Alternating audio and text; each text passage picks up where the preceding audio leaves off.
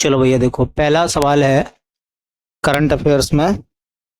और ये कह रहे थे कि स्वाद एटलस 2024-25 के अनुसार कौन सा शहर शीर्ष खाद्य शहर बना है। शीर्ष खाद्य शहर का मतलब क्या है? तो शीर्ष खाद्य शहर का मतलब है कि जो खाद्य पदार्थ हैं जिसके ज्यादा फेमस हुए हैं, या फूड के मामले में जो शहर टॉप पर रहा है, वो शीर्ष खाद्य शहर है। तो चार ऑप्शन है। नेपल्स है, मिलान है, फ्लोरेंस है, मुंबई है। तो 2024-25 में कौन सा शहर ऐसा है दुनिया का जो शीर्ष खाद्य शहर बना है? तो उसका नाम है बेटा नेपल्स। नेपल्स शीर्ष खाद्य शहर। तो पूरी दुनिया में, हाँ, शीर्ष खाद्य शहर, शीर्ष खाद्य शहर कौन सा बना है? तो पहले नंबर पर आता है नेपल्स। और ये नेपल्स शहर जो है वो कहां का है? इटली का। नेपल्स कहां का है? अब ऐसी में सवाल अगर आपसे पूछ लूं कि भारत का शीर्ष, हाँ, खाद्य शहर कौन सा है, भारत का शीर्ष खाद्य शहर, तो वो है मुंबई। नेपल्स इटली का है। भारत में कौन सा शहर ऐसा है जो शीर्ष खाद्य शहर बना है? तो देखिए, जो मुंबई है हमारा, वो 5वें नंबर पर है पूरी दुनिया में। मुंबई भारत का सर्वश्रेष्ठ खाद्य शहर बना है, मुंबई। अब सवाल ये आता है कि जो मुंबई है वो दुनिया में 5वें नंबर पर है और भारत में उसका पहला स्थान है। और किसके लिए फेमस है मुंबई? तो सुना होगा आपने, बड़ा पाव। मुंबई का कौन सा फूड ऐसा है जो ज्यादा डिमांड किया गया है? तो बड़ा पाव। कभी कभी ये सवाल आ जाता, बड़ा पाव कहां का व्यंजन है? तो मुंबई का। इसके बाद में 43 नंबर पर पूरे वर्ल्ड में आया है। पूरी दुनिया में 43वां नंबर है अमृतसर का, जो कि भारत का दूसरा शीर्ष खाद्य शहर बना है। नाम उसका अमृतसर। और ये फेमस है कुलचे के लिए। उसे कहते हैं अमृतसरी कुलचा। तो कुलचा कहां का फेमस है? अमृतसर का। 45वें नंबर पर भारत का तीसरा शहर बना है नई दिल्ली। अब बताओ, नई दिल्ली का कौन सा व्यंजन फेमस है? तो व्यंजन कौन सा फेमस है? तो नई दिल्ली फेमस है बटर चिकन,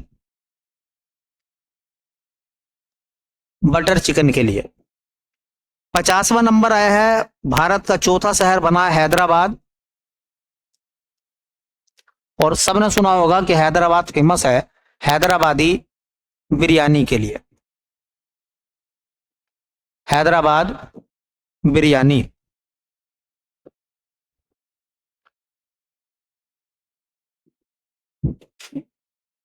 71वां नंबर आया है, जो कि भारत का 5वां शहर बना है, कलकत्ता। और कलकत्ता किस फूड के लिए फेमस है? कलकत्ता तो रसमलाई। कहां की रसमलाई फेमस है? कलकत्ता की। चेन्नई किसके लिए फेमस है, जो कि भारत में छठा शहर है? भारत में पहला, भारत में दूसरा, भारत में तीसरा, भारत में चौथा, भारत में पांचवा, भारत में छठा। तो चेन्नई जो है वो भारत का छठा शहर है। और पूरे वर्ल्ड में उसका 75वां नंबर आया है खाद्य के मामले में। और चेन्नई का की क्या चीज फेमस है? तो डोसा। डोसा। तो थोड़ा सा यहां से चीजों को याद रखना। अगर सवाल ये पूछा जाए कि बेटा बताइए भारत का शीर्ष खाद्य शहर कौन सा है, तो मुंबई। और वर्ल्ड का शीर्ष खाद्य शहर कौन सा है? नेपल्स कहां का है? इटली का। करेक्ट।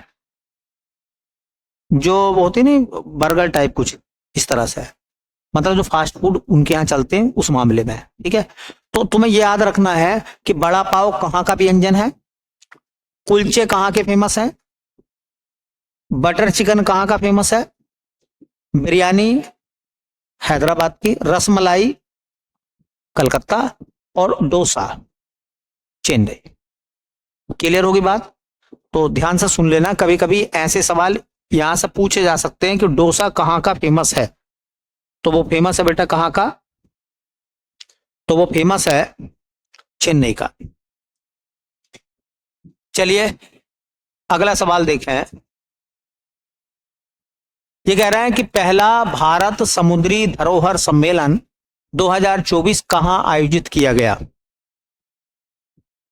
यह है धरोहर सम्मेलन, और वो भी कौन सी धरोहर, समुद्री धरोहर।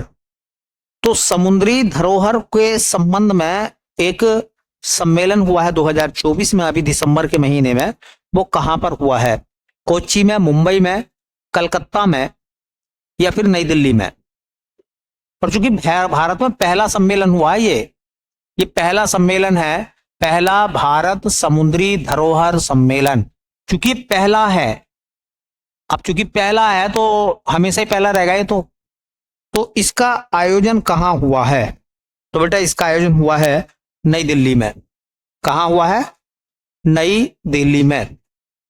तो ये सम्मेलन कहां आयोजित हुआ है, तो नई दिल्ली। ये सम्मेलन कहां आयोजित हुआ है, नई दिल्ली में। और नई दिल्ली में अभी दिसंबर के महीने में आयोजित हुआ है, दिसंबर 2024 में। पहला भारत समुद्री धरोहर सम्मेलन। यह सम्मेलन किस मिनिस्ट्री ने कराया है, इस सम्मेलन को कौन से मंत्रालय के द्वारा कराया गया है, तो मंत्रालय का नाम है बंदरगाह, जहाज रानी, बंदरगाह जहाज रानी व बंदरगाह जहाज रानी व जलमार्ग मंत्रालय।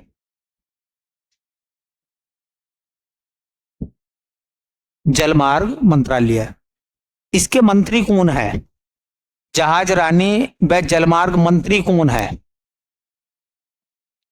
तो इनका नाम है सर्बानंद सोनोवाल। सर्बानंद सोनोवाल। तो इसके जो मंत्री हैं वो सर्बानंद सोनोवाल हैं। एक सवाल जरूर याद रखना, एक संग्रहालय बना है, उसका नाम है राष्ट्रीय समुद्री धरोहर परिसर। ये मैंने पहले बताया था करंट में, राष्ट्रीय समुद्री धरोहर परिसर बनाया जा रहा है। तो ये कहां बननिया है, तो गुजरात में बननिया है। और गुजरात में कहां बननिया है, लोथल में। कहां बननिया है, हाँ, जो परिसर है म्यूजियम टाइप ही बननिया है वो। तो अगर सवाल ये आ जाता है कि राष्ट्रीय समुद्री धरोहर परिसर, तो ये परिसर कहां बननिया है, तो लोथल में। और लोथल कहां है, गुजरात में।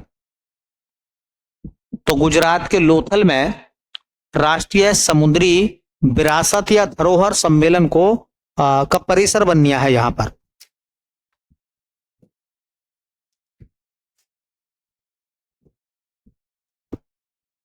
ठीक है। और पहला भारत समुद्री धरोहर सम्मेलन कहां हुआ है, नई दिल्ली में। सम्मेलन पूछे जाते हैं तो थोड़ा सा ध्यान रखें, इन सम्मेलनों को ना कोई ज्यादा गौर से नहीं पढ़ता, इसलिए पेपर वाला रख कर चला जाता है इन्हें, फिर ध्यान आता कि ये मामला क्या था। ये कह रहे हैं कि 16वें वित्त आयोग के अध्यक्ष कौन बने हैं, सबको पता है 16वें वित्त आयोग के अध्यक्ष कौन बने हैं, तो वो बने कौन है भैया? कह रहे हैं एन के सिंह, ये तो 15वें वित्त आयोग के अध्यक्ष थे। कह रहे हैं के सी नियोगी, ये पहले वित्त आयोग के अध्यक्ष थे। अरविंद पनगड़िया, तो यस यही बने हैं, यही बने हैं 16वें वित्त आयोग के अध्यक्ष। संजय मल्होत्रा बताया था, ये कौन है? अभी नाम बताया था मैंने, ये चेंज हो गए हैं, आरबीआई के गवर्नर बन गए हैं।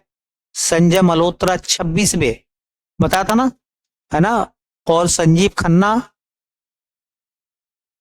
सुप्रीम कोर्ट के मुख्य न्यायाधीश 51 तो देखो, ये जो 16वां वित्त आयोग है ना, 16वां वित्त आयोग,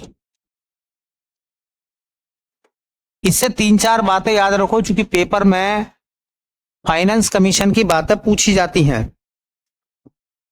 तो 16वां वित्त आयोग का गठन कब हुआ था इसका? देखो, वित्त आयोग का गठन राष्ट्रपति करता है। 16वें वित्त आयोग का गठन भी राष्ट्रपति ने करा है। कब करा है? तो 31 दिसंबर 2023 को करा था। 16वें वित्त आयोग के अध्यक्ष कौन है? तो 16वें वित्त आयोग के अध्यक्ष हैं अरविंद पनगड़िया। अरविंद पनगड़िया। 16वें वित्त आयोग के सचिव कौन है? ये भी मैंने बताया था, ऋत्विक रंजन या रंजनम। तो उनका नाम है ऋत्विक रंजनम पांडे।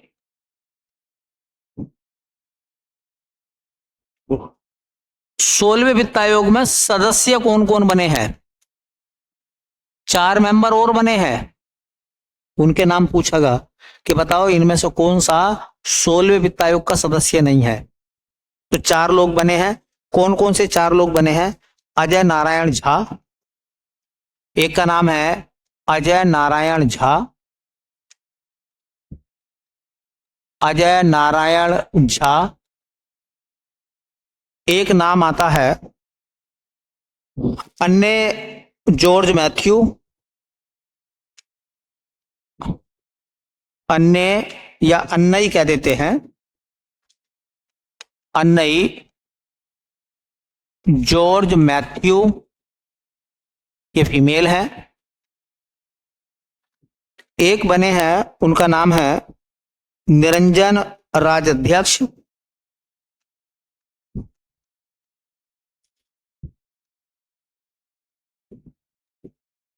निरंजन राजाध्यक्ष। और एक है सौम्या कांति घोष।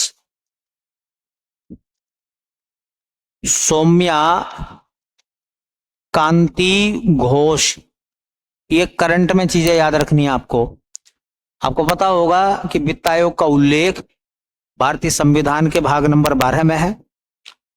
वित्त आयोग के अध्यक्ष की जो बातें हैं या वित्त आयोग की जो गठन की बातें हैं वो आर्टिकल 280 में है।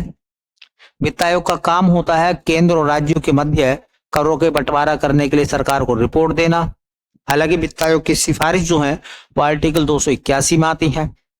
जो वित्त आयोग है, पहला वित्त आयोग के अध्यक्ष जो थे के सी नियोगी थे। पहला वित्त आयोग 1951 में बना था और उसका कार्यकाल था 1952 से लेकर 1957 तक। 15वें वित्त आयोग के अध्यक्ष एन के सिंह बने और 16वें वित्त आयोग के अध्यक्ष बने हैं अरविंद पनगड़िया। इनसे पहले वाले पहले वाले जो थे नंद किशोर सिंह थे, एन के सिंह, वो 15वें वित्त आयोग के अध्यक्ष थे। ठीक है। वित्त आयोग का गठन राष्ट्रपति करता है और वित्त आयोग का कार्यकाल 5 साल होता है।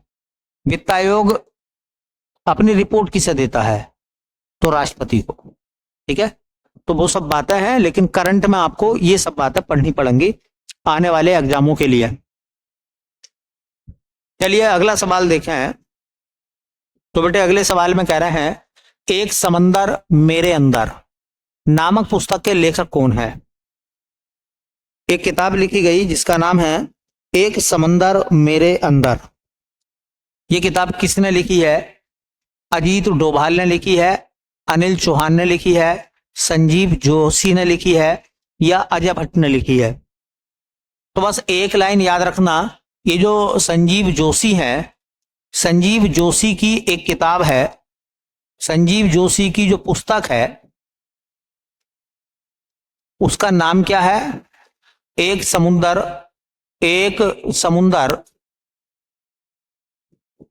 मेरे अंदर, एक समंदर मेरे अंदर, एक समंदर मेरे अंदर, ये उनकी किताब का नाम है। बस एक लाइन याद रखनी है, एक समंदर मेरे अंदर एक किताब है और उसके लेखक कौन है? तो क्या नाम है उनका? संजीव जोशी। ठीक है, एक समंदर मेरे अंदर किसकी किताब है? तो संजीव जोशी की। चलिए अगला सवाल देखते हैं बेटा। और अगले सवाल में लिखा गया है, प्रसिद्ध विद्वान बरदारा कमलाकर राव का निधन हो गया है, उनका संबंध किससे था? तो एक कलाकार रहे हैं, एसएससी ऐसे सवाल मालूम करती है। कलाकार का जो नाम है बरदारा कमलाकर, तो बरदारा कमलाकर जिनका निधन हुआ है, बताइए वो कौन सा वाद्य यंत्र बजाते थे? मृदंगम जो ढोल होता है, बांसुरी बजाते थे, वायलिन या शहनाई? तो याद रखें, ये जो नाम है ना, ये जो नाम है मृदंगम के कलाकार थे, मृदंगम के कलाकार थे जिनका निधन हुआ है, और उनका नाम है बरदारा कमलाकर, बरदारा कमलाकर राव। अभी इनका निधन हुआ है, और वो किस चीज के कलाकार थे? मृदंगम के। एक लाइन लिखनी है बस, ज्यादा कुछ नहीं। इनको साहित्य अकेडमी अवार्ड भी मिला था बरदारा कमलाकर को। और मृदंगम जो है उनका वाद्य यंत्र था। मृदंगम जो है एक प्रकार का ढोल होता है, ठीक है, वो ढोल बजाते थे, मृदंगम कहते थे उसको। तो मृदंगम के कलाकार जिनका नाम था बरदारा कमलाकर राव, उनका निधन हो गया है।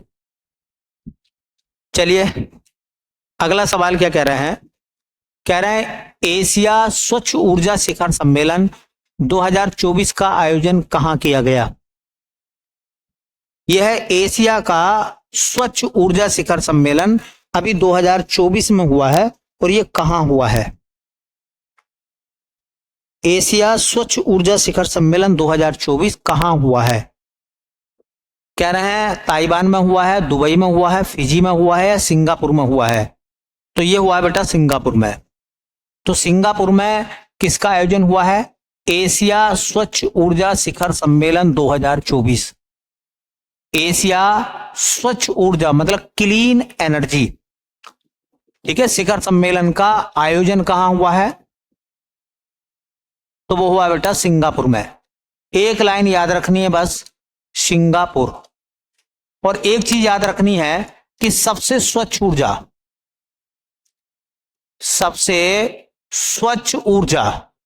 स्वच्छ ऊर्जा बेटा वो होती है जिससे किसी भी प्रकार का प्रदूषण ना हो, किसी भी प्रकार का पोल्यूशन ना हो। तो सबसे स्वच्छ ऊर्जा कौन सी होती है? तो वो होती है सौर ऊर्जा। सबसे स्वच्छ ऊर्जा कौन सी है? सौर ऊर्जा। तो याद रखें, एशिया स्वच्छ ऊर्जा शिखर सम्मेलन 2024 का आयोजन कहां हुआ है? सिंगापुर में हुआ है। और सबसे स्वच्छ ऊर्जा किसे माना जाता है? सौर ऊर्जा को, ठीक है, इससे किसी भी प्रकार का प्रदूषण नहीं होता। चलिए अगला सवाल क्या है? ये कह रहे हैं इजराइल एशियाई विकास बैंक का कौन सा सदस्य बना है? ये जो इजराइल है ये एशियाई विकास बैंक का कौन से वे नंबर का मेंबर बना है? कह रहे हैं इसके बाद में 66वां, 69वां, 74वां या 55वां? तो नाम तो सुना होगा ना एडीबी। तो जो एडीबी है एशियाई विकास बैंक, एशियाई विकास बैंक, अच्छा, बता सकते हैं एशियाई विकास बैंक की स्थापना कब हुई थी? एडीबी की स्थापना कब हुई थी? 1966 में। मुख्यालय कहाँ है? फिलीपींस की राजधानी मनीला में। ठीक है। और एशियाई विकास बैंक का 69वां सदस्य है। इसका मतलब एशियाई विकास बैंक में 69 मेंबर हो गए हैं, तो 69वां मेंबर बना है इजराइल। इजराइल जो है वो 69वां मेंबर बना है। इजराइल की राजधानी जेरूशलम या यरूशलम। इजराइल की मुद्रा new shekel. New shekel Israel की मुद्रा। इजराइल की संसद का नाम तो नेशेट। और इजराइल के मरुस्थल का नाम नेगेब। तो नेगेब मरुस्थल है ना। नेशेट संसद का नाम है। अच्छा, न्यू सेकेल करेंसी का नाम है। और यरूशलम जो वहां की राजधानी है। ठीक है, चलिए ऐसी देखो। अगला सवाल क्या कह रहे हैं? सवाल नंबर 8 में मैं कह रहे संयुक्त राष्ट्र जैव विविधता सम्मेलन COP16 का आयोजन किस देश में हुआ? ये जो COP16 है, पहले तो इतना याद रखें, कॉन्फ्रेंस ऑफ पार्टीज कहते हैं इसको। COP16 जो हुआ है, इसका संबंध किससे है? COP16 का संबंध किससे है? तो यह संबंध है जैव विविधता से। किससे? जैव विविधता से। तो इसे पूरे को मिला के कहते हैं संयुक्त राष्ट्र जैव विविधता सम्मेलन। COP16 के नाम से हुआ है। कभी कभी ऐसे पूछ लेंगे COP16 का संबंध किससे है, तो जैव विविधता को लेकर है। अब सवाल यह है कि COP16 का आयोजन कहां हुआ है? अभी 2016 में इसका आयोजन कहां हुआ है? तो एक शहर है, उस शहर का नाम है कैली। कैली में हुआ है। और ये कैली जो शहर है वो कहां का है? कोलंबिया, तंजानिया, इथियोपिया या युगांडा। तो ये कोलंबिया का एक शहर है। तो पहले तो याद रखें कि COP16 जो है उसका संबंध जैव विविधता से है। और COP16 का आयोजन कैली में हुआ है। और कैली एक शहर है कहां का? कोलंबिया का। कहां का? कोलंबिया का शहर है कैली। दो बातें याद रखो बस। COP16 का आयोजन जो हुआ है कोलंबिया के कैली में हुआ है। और COP16 का संबंध किससे है? जैव विविधता से। जैव विविधता संरक्षण अधिनियम कब का था? जैव विविधता संरक्षण अधिनियम 2002 का। जैव विविधता संरक्षण अधिनियम कब का है? 2002 का। ठीक है, चलिए भाई अगला सवाल कह रहे हैं कि दलित उपकोटा लागू करने वाला पहला राज्य कौन सा है? दलित उपकोटा लागू करने वाला पहला राज्य कौन सा है? पंजाब, मध्य प्रदेश, केरल, हरियाणा। दलित उपकोटा लागू करने वाला पहला राज्य है। देखिए लिखा हुआ है दलित उपकोटा लागू करने वाला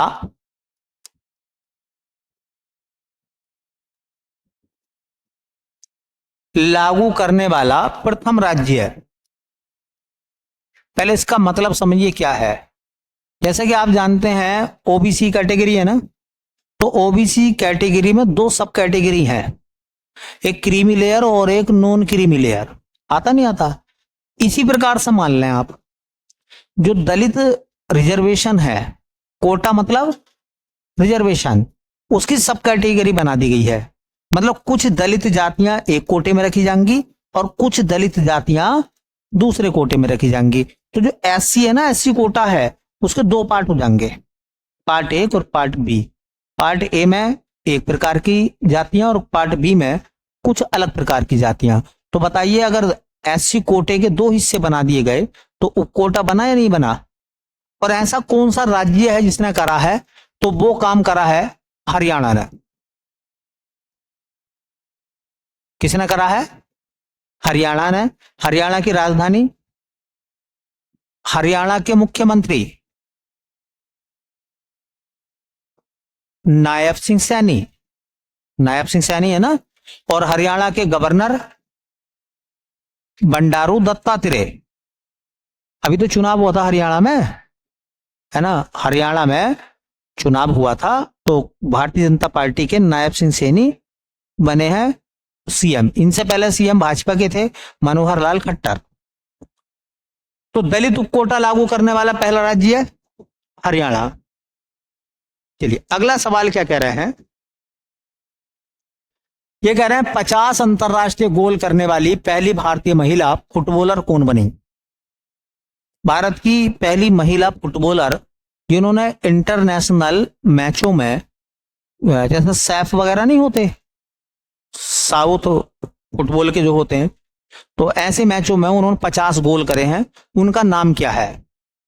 50 अंतरराष्ट्रीय गोल करने वाली पहली भारतीय महिला फुटबॉलर कौन बनी है? तो बाला देवी, संगीता रानी, रानी रामपाल, या इनमें से कोई नहीं। तो उनका नाम है बेटा बाला देवी। क्या नाम है? बाला देवी। बाला देवी कौन सा खेल खेलती हैं? तो किस खेल की खिलाड़ी हैं वो?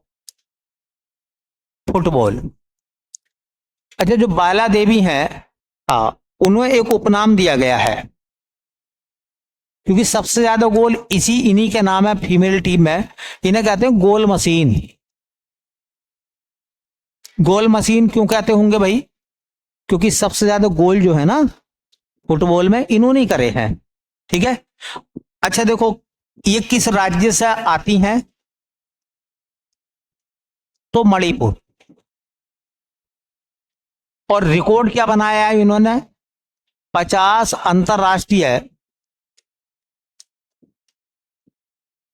अंतरराष्ट्रीय गोल करने वाली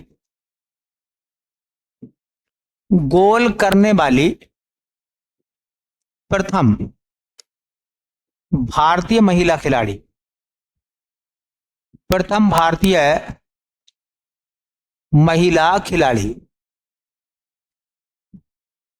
भारत की पहली महिला खिलाड़ी जिन्होंने इंटरनेशनल मैचों में 50 गोल कर दिए हैं, उनका नाम है बाला देवी। ठीक है।